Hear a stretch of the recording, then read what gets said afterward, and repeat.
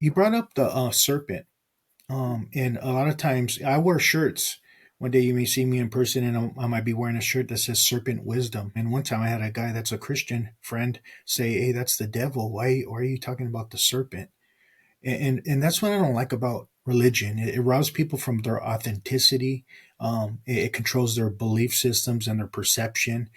And I says, well, in the Bible, doesn't it say, doesn't Jesus supposedly said, be wise like a serpent, soft like a dove? Sounds like cuckoo Khan to me. but, but, people may look at your serpent emblem and think that's witchcraft, that's the devil, that's dark stuff. Um, you also talk about the cosmic chola, joking around, the serpent mother. You talk about the serpent mother. What does the serpent symbology mean? Because, like that diary I was telling you about, they burned a lot of Mayans because they thought they were devil worshippers because of the serpent. Would you love to? Would you touch on that for us? Yes, that's something that I'm so passionate about. Um, so yeah, everything in this world, and this is what we're all awakening from, is backward. What we're told is the opposite, Mm. and it's done for a reason, obviously.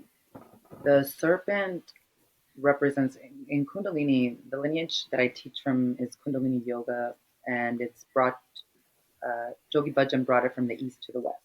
At one point, it was a secret, and until the 60s, you had to be a yogi, study under a guru for a long time, or be of royalty, like a king or queen, to get access to these teachings and to these mantras. He came from the East in the 60s as a futurist, knowing that we would come to this age of Aquarius, this age, the end of the age of Pisces, and all of us would have access to all the information. Mm. And this is the big awakening that is happening right now. And it is also in the ancient war.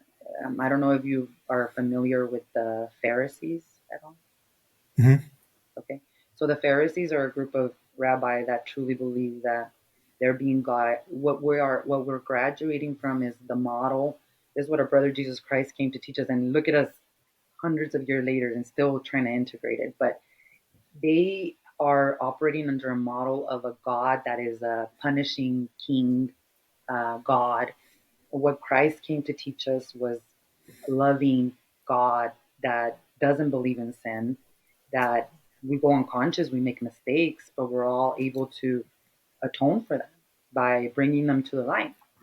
So that is why Kundalini energy has been so villainized and made to be scared of. In fact, in the story of Our Lady of Guadalupe, the Virgin of Guadalupe, she was already appearing to the indigenous people as Tonantzin, and she was the serpent mother.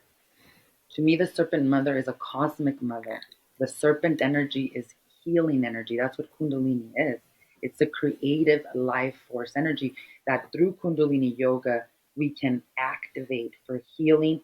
And ultimately, it's beyond healing, it's self realization, it's atonement, it's bringing the energy from the root to your crown. That is why it was called coronavirus. It was the Yeah. flooding of the crown with fear so that the energy did not rise. Many people are having spontaneous spiritual awakenings. I Mine was very gradual, but I know people who had very abrupt, and some because they were studying spiritual studies, and some because they were doing nothing. It just happened. So we are in a stage where this is happening more and more to more people, but religion has made us afraid of it because the old model of God was you need a guru, you need a priest. I mean, even with plant medicine, you even 100 years ago, you didn't drink Mother Ayahuasca. You sat in the room, the shaman drank it and sang the Icaros, and then you received that medicine this way. Now we are that shaman. There is no intermediary.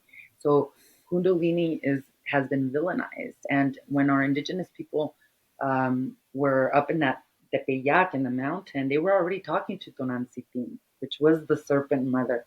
And when she came with the serpent, she came to show us a brand new era for humanity, where we would learn to use the energy, the serpent energy, for creation instead of destruction.